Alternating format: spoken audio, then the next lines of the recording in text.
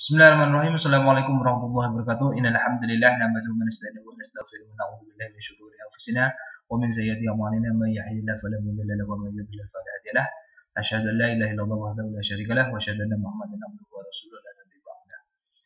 Pertama-tama, marilah kita ucapkan puji syukur kepada Allah Subhanahu wa taala atas segala rahmat dan nikmat yang diberikan kepada kita sehingga kita bisa melaksanakan perkuliahan pada hari ini dengan keadaan secara walafiat.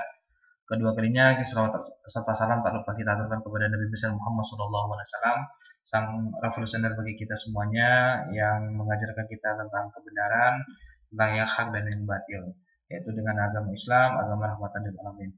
Teman-teman sekalian, pada kesempatan kali ini utamanya saya akan menyampaikan perkuliahan tentang perancangan kontrak, yaitu terkait momentum terjadinya kontrak itu sendiri sekalian, dan beberapa hal lainnya yang berkaitan tentang kontrak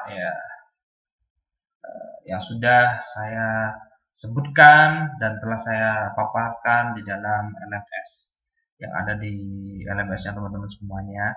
Sudah ada file yang bisa dibaca oleh teman-teman. Teman-teman, berbicara tentang momentum terjadinya kontrak ini, ada beberapa teori di dalam penjabaran oleh sarjana-sarjana hukum yang lebih mengarah kapan sih momentum terjadinya kontrak itu. Karena kita mengetahui bahwa di dalam KUH Perdata, utamanya pada tentang perjanjian pada pasal 13 dan pasal 1320 tentang kesepakatan perjanjian begitu. Itu tidak dijabarkan secara detail mengenai kapan momentum terjadinya kontrak itu sendiri. Jadi ada beberapa para sarjana seperti halnya Sri Sudevi, Sofwan, Sudikno, dan beberapa orang lainnya yang telah menjabarkan dari teori-teorinya. Yang pertama itu adalah teori pernyataan. Teori pernyataan ini bahwa adanya sebuah kesepakatan terjadi apabila salah satu pihak menerima tawaran dan menyatakan bahwa ia menerima penawaran tersebut. Artinya di sini ada pernyataan yang dilakukan oleh seorang penerima tawaran. Ketika seseorang menawarkan kontrak ataupun menawarkan sebuah perjanjian dan diterima oleh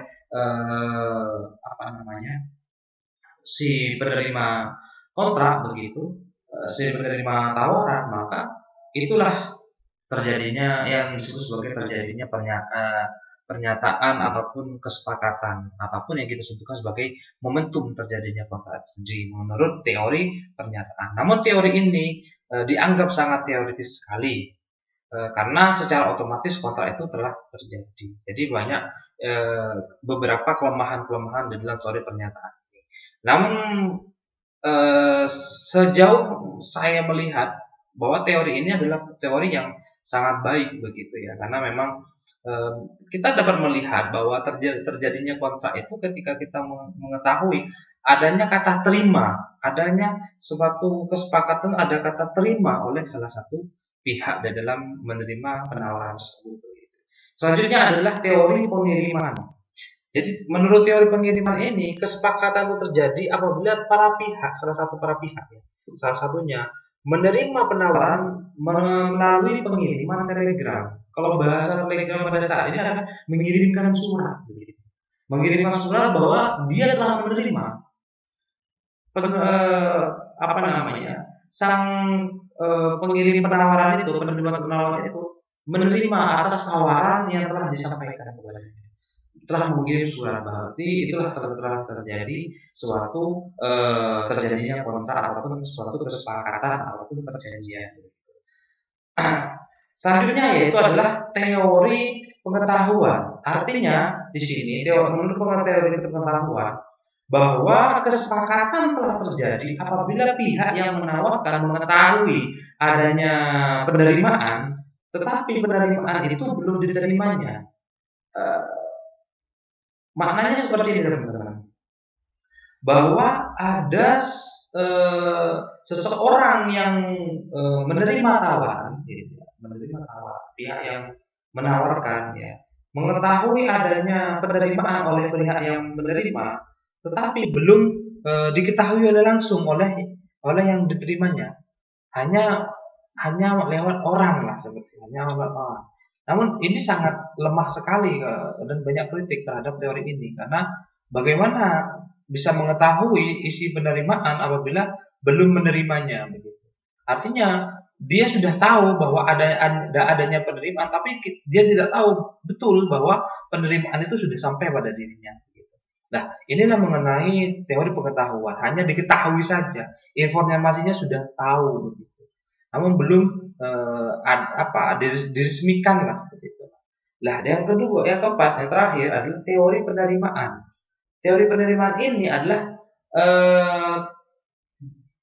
kesepakatan terjadi apabila pihak yang menawarkan menerima langsung jawaban dari pihak lawan. Artinya ada kontrak yang real.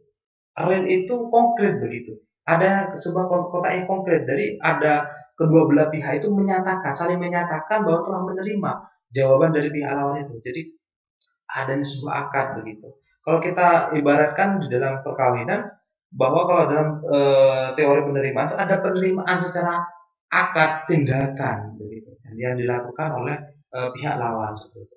Itulah beberapa teori tentang menyatakan tentang adanya terjadinya atau momentum terjadinya kontrak atau perjanjian itu sendiri. Namun selain ada penyesuaian penerimaan ya, penyesuaian antara pernyataan dan kehendak antara penerimaan tadi yang saya sebutkan dari 4 teori tadi, baik itu teori penerimaan, pengetahuan, teori pengiriman ataupun pernyataan ya. Ada beberapa teori yang lainnya yang bisa tidak hanya semerta-merta kita mengetahui penyesuaian antara perwujudan dari pernyataan dan kehendak. Namun teori yang lainnya ini ada berbeda juga, bahwa ketika sudah ada hal-hal teori yang akan saya sampaikan ini sudah terjadi momentum terjadi kontrak sendiri. Apa teori-teori tersebut? Yang pertama adalah teori kehendak, ya. Yang kedua adalah teori pernyataan. Yang ketiga adalah teori kepercayaan. Nah, yang pertama adalah teori kehendak. Menurut teori ini bahwa perjanjian terjadi apabila ada persesuaian antara kehendak dan pernyataan. Adanya persesuaian kehendak dan pernyataan inilah yang disebut dalam teori kehendak. Jadi antara kedua belah pihak itu ada kehendak untuk menyatakan dan menyesuaikan pernyataannya dan kehendaknya melakukan kontrak atau perjanjian itu sendiri, begitu teman-teman. Yang kedua adalah teori tentang pernyataan. Teori ini merupakan sebuah proses batiniah yang tidak diketahui oleh orang lain. Akan tetapi yang menyebabkan terjadinya perjanjian adalah pernyataan itu sendiri. Jika terjadi perbedaan antara kehendak dan pernyataan, maka perjanjian tetap terjadi, begitu teman-teman. Meskipun secara masih belum ada perbedaan antara kehendak dan pernyataannya, tapi perjanjian tetap terjadi karena sudah ada proses batiniah yang telah diketahui, ada sebuah kehendak yang telah dipahami bersama, begitu teman-teman. Dan terakhir adalah teori kepercayaan. Menurut teori ini, setiap pernyataan menimbulkan perjanjian. Jadi setiap dia menyatakan sesuatu itu akan menimbulkan perjanjian. Tetapi pernyataan yang menimbulkan kepercayaan saja yang menimbulkan perjanjian,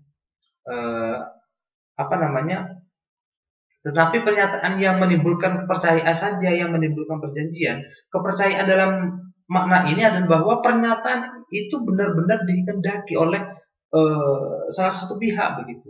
Nah, ketika sudah ada kepercayaan ini, artinya bahwa salah satunya mereka sudah merasa saling percaya, berarti sudah timbul yang namanya perjanjian, telah terjadi kontrak tersebut, begitu teman-teman semuanya. Namun juga banyak di dalam teori-teori yang lainnya bahwa untuk bisa mengetahui momentum terjadinya kontrak itu hanya dengan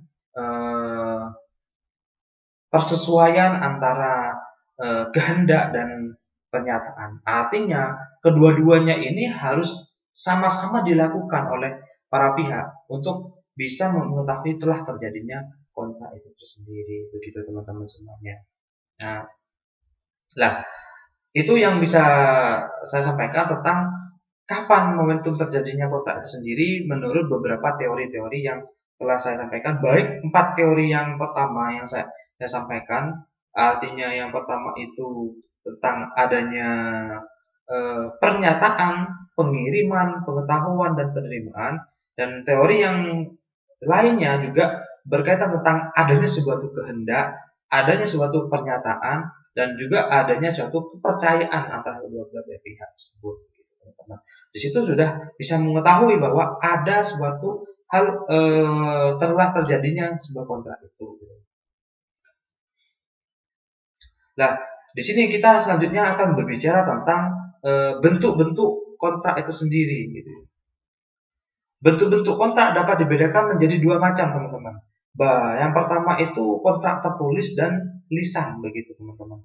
Jadi kalau kita berbicara tentang kontrak tertulis, maka maknanya adalah perjanjian yang dibuat oleh para pihak dalam bentuk tulisan, bukan pernyataan, bukan pernyataan melalui lisan, begitu ya.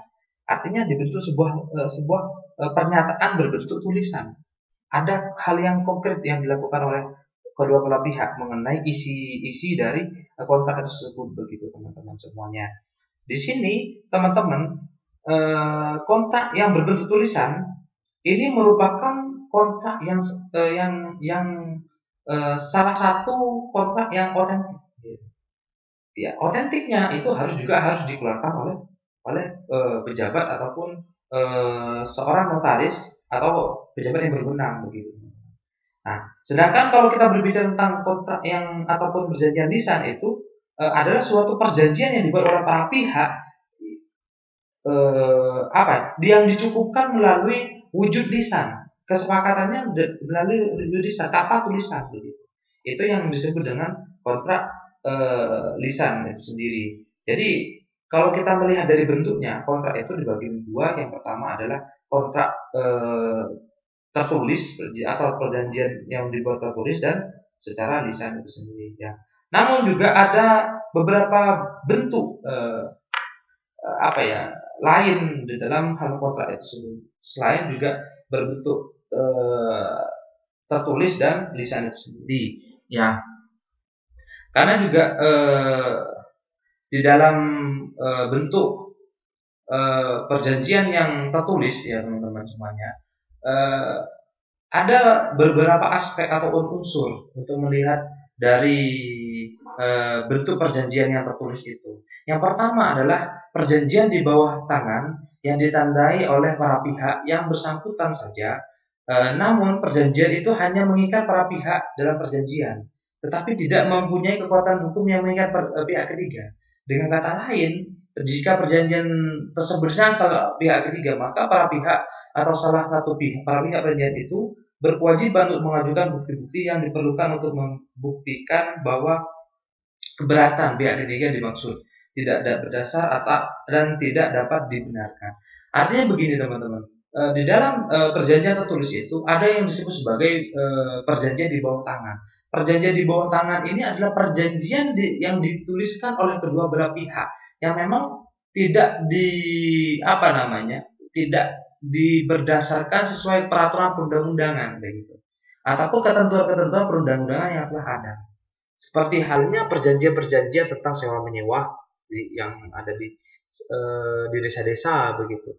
Mereka kebanyakan melakukan perjanjian-perjanjian ataupun kontrak penyewaan, begitu. Itu tidak berdasarkan sesuai dengan aturan hukum yang positif yang sudah ada, ataupun tidak melakukan perbuatan hukum secara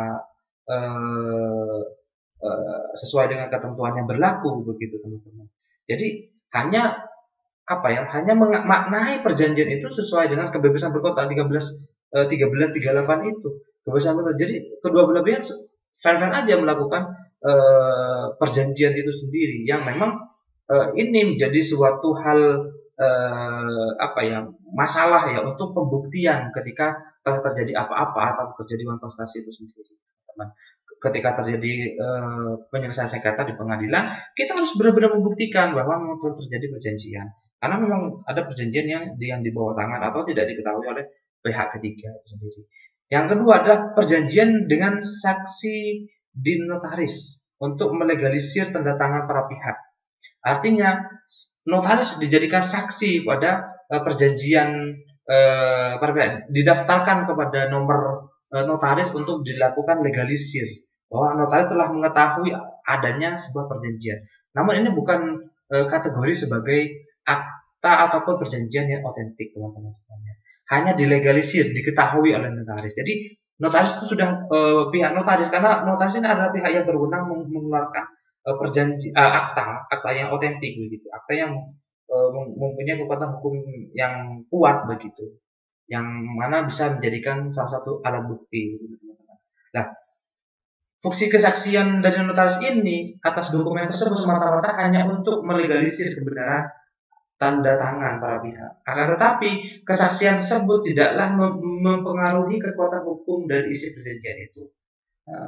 Itu yang harus teman-teman pahami. Artinya di sini notaris hanya menyaksikan bahwa memang telah terjadi adanya penandatangan dengan kedua belah pihak, gitu, perjanjian. Namun tidak mempengaruhi dari kekuatan hukum dari isi perjanjian, karena memang belum otentik. Kalau otentik dikeluarkan oleh pihak notaris, gitu. Nah, yang ketiga terakhir adalah perjanjian yang dibuat di hadapan oleh notaris dalam bentuk akta notarial, atau kita sebut sebagai akta notarial, yang mana akta notarial ini adalah akta yang dibuat oleh yang di hadapan dan di muka pejabat yang berwenang, atau kita sebut sebagai akta otentik, begitu. Akta otentik, ya. Nah, akta notarial ini fungsinya sebagai sebagai alat bukti yang mempunyai kekuatan hukum yang kuat, begitu. Nah, salah satunya itu fungsinya. Dan juga menurut beberapa para ahli bahwa ada 3 fungsi akta notarial atau akta otentik ini, teman-teman. Yang pertama sebagai bukti bahwa para pihak yang bersangkutan telah mengadakan perjanjian tertentu. Yang kedua sebagai bukti bahwa para pihak bahwa apa yang tertulis dalam perjanjian adalah menjadi tujuan dan keinginan oleh para pihak atau kehendak dari para pihak itu sendiri, teman-teman. Yang ketiga sebagai bukti kepada pihak ketiga bahwa pada tanggal tertentu, kecuali jika ditentukan sebaliknya, para pihak telah mengadakan perjanjian dan bahwa isi perjanjian adalah sesuai dengan kehendak para pihak. Itulah fungsi yang menurut beberapa pakar ahli tentang akta notarial atau akta otentik itu teman-teman semuanya. Oke. Akta otentik sendiri atau akta notarial merupakan bukti yang prima atau berbentuk faksi ataupun fakta yang faktual, yang mempunyai kekuatan hukum yang kuat, begitu. Yang mana pernyataan ataupun perjanjian yang termuat dalam akta notaris atau notarial ataupun akta otentik, mengingat notaris di Indonesia adalah pejabat umum yang mempunyai kewenangan untuk memberikan kesaksian atau melegalisir suatu fakta. Jika dari isi dari fakta semacam ini itu disangka di suatu pengadilan, maka pengadilan harus menghormati dan mengakui isi akta notarial tersebut. Kecuali jika para pihak menyangkal dapat membuktikan bahwa bagian tertentu dari akta telah diganti atau bahwa hal tersebut bukanlah yang disetujui oleh para pihak, pembuktian mana yang sangat berat. Artinya begini, kalau sudah dibentuk suatu akta notarial, begitu teman-teman semuanya, bahwa akta isi kontrak tersebut adalah mempunyai kekuatan hukum yang sangat kuat sekali. Bahkan pengadilan harus menghormati dari perjanjian yang dikeluarkan atau dibuat di hadapan notaris ini. Bahkan hampir seperti itu. Namun bisa dikecualikan apabila para pihaknya bisa menyangkal bahwa dalam isi perjanjian itu atau sebagian dari pasal tersebut tidak sesuai dengan apa yang telah disepakati bersama, ataupun ada yang bukti telah dirubah, ataupun ada bukti bahwa ini memberatkan salah satu pihak begitu. Karena memang tidak sudah sesuai dengan kehendak yang telah diinginkan begitu, teman-teman. Jadi harus juga membuktikan, karena untuk membuktikannya itu sangat susah sekali, teman-teman. Nah, berbeda dengan di Amerika ya, di dalam hukum kontrak Amerika, kontrak menurut bentuknya di sana itu dibagi menjadi dua juga, teman-teman. Yang pertama itu kontrak yang berbentuk informal kontrak, yaitu kontrak yang dibuat dalam bentuk yang lazim atau yang informal, yang sudah biasanya begitu, teman-teman. Yang kedua adalah formal kontrak. Jadi pembagiannya hanya dua, informal dan formal. Untuk perjanjian yang formal ini adalah perjanjian yang memerlukan bentuk atau cara-cara sesuai dengan ketentuan tertentu, sesuai dengan formal kontrak itu sendiri, begitu, teman-teman. Nah, untuk mengetahui jadi formal kontrak itu ada beberapa jenis. Ada 3 jenis, teman-teman semuanya.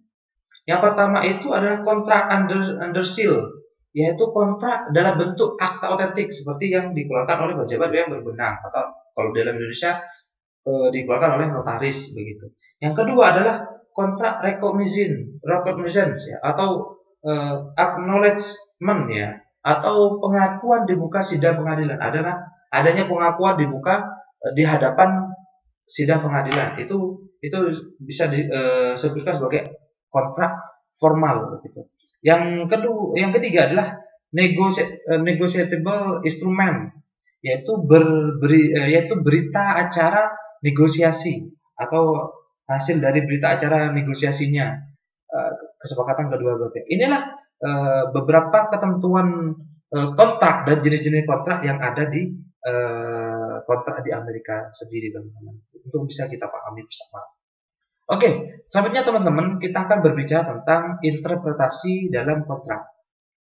Penafsiran tentang kontrak diatur dalam 1342 sampai pasal 1351 KUH Perdata, teman-teman, yang kita sudah beberapa kali sebutkan. Pada dasarnya, perjanjian yang dibuat oleh para pihak ini haruslah dapat dimengerti dan dipahami isinya oleh para pihak itu sendiri, teman-teman.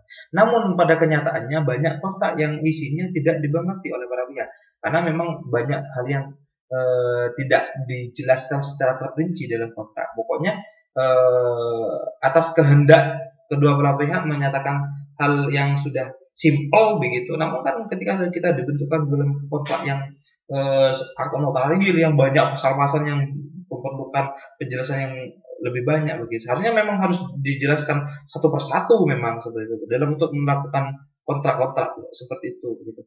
Nah, jadi untuk itu isi perjanjian itu sebenarnya bisa dibedakan menjadi beberapa jenis, teman-teman. Yang pertama itu karena ada kata-kata yang harus jelas begitu untuk bisa memahami tentang isi perjanjian itu sendiri. Yang kedua adalah kata-katanya tidak jelas sehingga menimbulkan bermacam-macam penafsiran ya. Di dalam pasal 1342 ya KUH Perdata ya disebutkan bahwa apabila kata-katanya jelas tidak diperkenankan untuk menyimpang daripada dengan jalan penafsiran. Artinya di situ harus ada kata-kata yang jelas yang tidak perlu lagi ditafsirkan begitu. Yang mana memang dalam membuat kontrak itu harus jangan pakai kata-kata yang multi tafsir ataupun bisa ditafsirkan bermacam-macam. Harus menggunakan kata-kata yang benar-benar sesuai dengan KBIH dan benar-benar bisa merujuk pada keinginan dari kontrak itu tersebut begitu, teman-teman. Untuk melakukan penafsiran itu haruslah dilihat dari beberapa aspek, teman-teman. Sesuai dengan pasal 1343 itu. Yang pertama, jika kata-katanya dalam kontrak memberikan berbagai penafsiran, maka harus diselidiki maksud dari para pihak yang membuat perjanjian itu. Yang kedua adalah jika sesuatu yang memberikan sebagai penafsiran, maka harus diselidiki pengertian yang makna memungkinkan terjadinya perjanjian itu dapat dilaksanakan, dapat dipahami. Yang ketiga, kata-kata yang dalam perjanjian diberikan dua macam pengertian, maka harus dipilih pengertian yang paling selaras dengan sifat perjanjian itu sendiri. Yang ketiga, yang keempat, jika ada keraguan-keraguan perjanjian harus ditafsirkan atas kerugian orang yang diperjanjikan sesuatu hal itu sendiri dan untuk keuntungan orang lain yang mengikat dirinya itu. Jadi harus, kalau memang memakai kata-kata yang belum tafsir, maka harus dimaknai lah. Ambil saja gambarnya seperti itu. Nah, berbeda dengan di dalam Anglo-Saxon ataupun pengaturan kontrak di Amerika sendiri, itu juga dikenal dengan adanya interpretasi terhadap substansi kontrak. Ya. Menurut Jurgen Venema ya mengumpulkan bahwa aturan-aturan yang paling penting dalam hukum Anglo-Saxon ataupun Anglo-Amerika, kecuali butir kelima tersebut juga berlaku interpretasi undang-undang sebagaimana diurutkan sebagai berikut. Yang mana di dalam perjanjian itu harus tertulis, akan ditafsirkan gramatikal. Hakim akan cenderung menafsirkan sesuatu klausul sedemikian rupa. Dan hakim akan menilai seluruh dokumen yang bersangkutan. Hakim akan selalu cenderung melakukan penafsiran atau kritik sedemikian rupa atas kotak-kotak tersebut. Kalau kita melakukan pemaknaan ganda seperti itu. Selanjutnya kita akan berbicara tentang fungsi dari kontrak itu sendiri. Fungsi kontrak dapat dibedakan menjadi dua macam, teman-teman. Yang pertama, fungsi yuridis dan fungsi ekonomis. Fungsi yuridis ini yaitu kontrak adalah dapat memberikan kepastian hukum bagi para pihak. Nah, fungsi yuridis ini adalah fungsi mutlak. Artinya, teman-teman, fungsi yuridis ini adalah fungsi yang sebagai memberikan jaminan hukum terhadap para pihak atas adanya suatu hubungan kontrak kedua para pihak itu. Sedangkan fungsi ekonomis adalah menggerakkan hak milik sumber daya dari nilai penggunaan yang dimiliki lebih rendah menjadi nilai yang lebih tinggi. Artinya kalau kita berbicara tentang fungsi ekonomis ini memberikan suatu pengupgradean, kalau bahasa saya ada pengupgradean nilai tawar dari suatu barang itu kalau kita melakukan fungsi secara ekonomis. Karena kalau kita di dalam melakukan sebuah peralihan hak aja begitu ya, peralihan hak, kalau kita berbicara tentang perjanjian jual beli begitu, teman-teman, kalau tidak ada perjanjian jual belinya, itu fungsi ekonomisnya itu ya harganya makin rendah gitu. Tapi kalau kita melakukan perjanjian jual beli, melakukan peralihan haknya menggunakan sesuai dengan ketentuan hukum, maka nilainya akan lebih tinggi. Yang awalnya biasanya nilai tanahnya, nilai objeknya itu hanya 100 juta, bisa saja kalau kita melakukan peralihan haknya menggunakan sertifikat dan peralihan kotak menggunakan perjanjian jual beli, maka yang terjadi akan menjadi 1 miliar begitu, teman-teman. Itu bisa jadi seperti itu karena memang pengurusannya juga, biayanya juga banyak, dan juga fungsi untuk meningkatkan nilai tawar objeknya itu juga bisa semakin tinggi, teman-teman. Nah, itu mengenai fungsi kontrak sendiri yang menjadi dua, yaitu sebagai fungsi yuridis dan fungsi ekonomis. Ya. Kalau fungsi ekonomis lebih kepada memberikan kepastian hukum sebagai setiap para pihak. Yang kedua, kalau fungsi ekonomis untuk meningkatkan nilai tawar dari aktivitas dari bagian dari kontrak itu sendiri. Yang terakhir adalah kita berbicara tentang biaya dalam pembuatan kontrak itu. Pada dasarnya, teman-teman semuanya,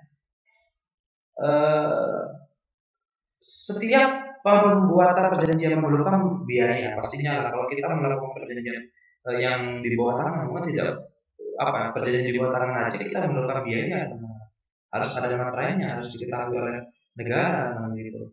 Apalagi kita membuat sebuah perjanjian yang notari, ya udah. Pengalaman saya tidak ada isi kontrak yang gratis kalau di dalam perjanjian atau notari itu. Semuanya pasti ada pajaknya, pasti ada ketentuan pembayarannya begitu. Sepengetahuan saya begitu, kecuali pembayarannya ditangguhkan oleh pihak notarnya sendiri. Karena kalau kita berbicara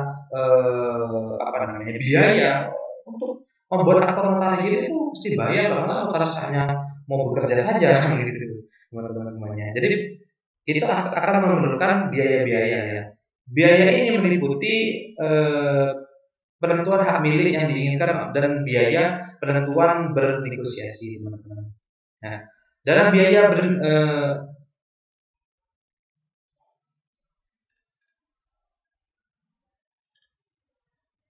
ya, dalam beberapa biaya-biaya ini ada yang dijabarkan di dalam buku yang telah saya sampaikan teman-teman di situ.